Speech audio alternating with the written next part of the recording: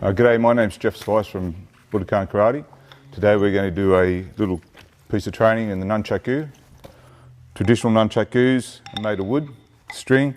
Today we're going to practice with the basic practice set, which is a ball bearing, chain and foam, obviously to protect the student. Assistant today is Lucy O'Connell. She's going to help us teach you how to practice the twirl, figure 8 twirl, catching behind under the arm, and our first kata, which is called nunchaku ichi. First part of the practice today is being able to catch the nunchaku behind your back and also under the armpit.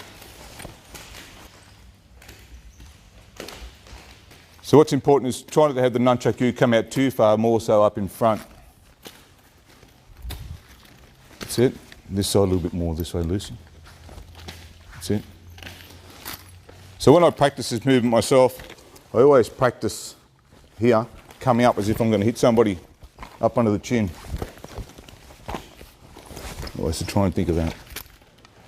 Yep. So somebody's coming in, and as the person comes in, you're going to hit them up under the chin. That's it. Straight up. Best way to practice this sometimes is in front of a mirror, so you can look at yourself in the mirror and see if you're bringing it up each time. Next part of the practice will be figure 8, the twirling. We hold the nunchaku, tape in yellow so we get the same side happening each time. The nunchaku will twirl from this side across to the outside of your body, nice and relaxed. What's important is the wrist movement and the elbow close to your body, not having a big arm movement. We want a nice little slow, steady movement. So just twirling out.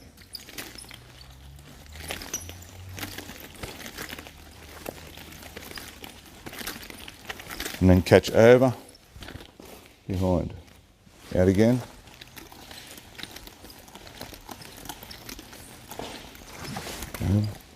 Ichi.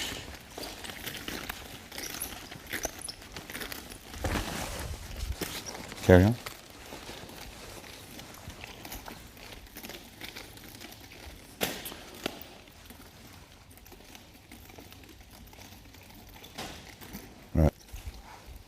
Got to make sure that the elbow is partly bent, the arm's not fully straight. We don't want a straight arm, straighten your arm.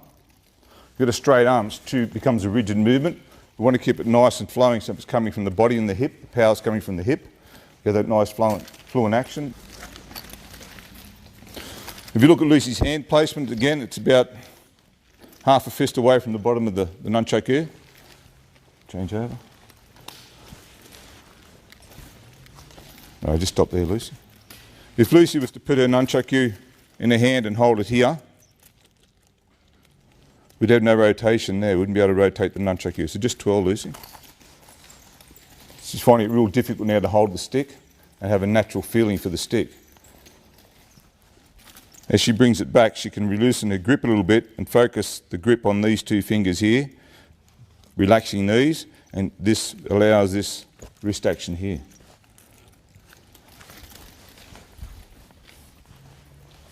And you can see some nice, more fluent action. And then reverse, going upwards. And the same again, reverse. It's more noticeable. It's more noticeable when you're coming backwards, you don't reverse twirl, but if you don't have part of the nunchaku sticking out through here, it's harder to do a reverse twirl. So try to reverse twirl now. You can see that it's a real rigid movement, there's no fluent action in it. It's jerking all the time as you face the front of the camera. You can see it's jerking. No matter how hard she tries, go faster. It's a real nasty action. Bringing it back and holding it correctly now, and releasing the two fingers. Get faster. And then forward.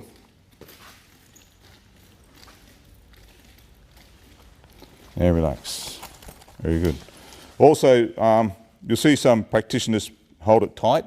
This is more for the demonstration purposes or fancy movements, which we'll get into in another clip later on.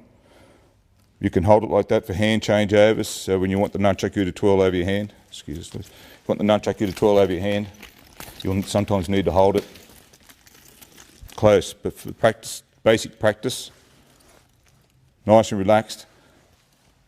Don't choke the nunchaku, twirl, and keep a nice fluent action side to side. So we have two 12s. We have downward strike. It's an attacking movement, going through attacking. And we have the upward movement,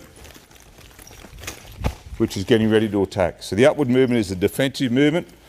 It should be a more wide sort of action. So we're keeping our opponents away from us and coming in ready to strike. And the downward one is different. That's where we're going in. So downward, we're actually attacking. This one here can be attack if your opponent's coming in. We have the nunchuck here, we can start like that and coming up with an upward strike as well as going down with a downward strike. So in this kata that we'll be performing shortly, all the strikes are in a downward, starting a downward action, 45-degree cut, and then coming back, getting ready for a catch and a hand changeover.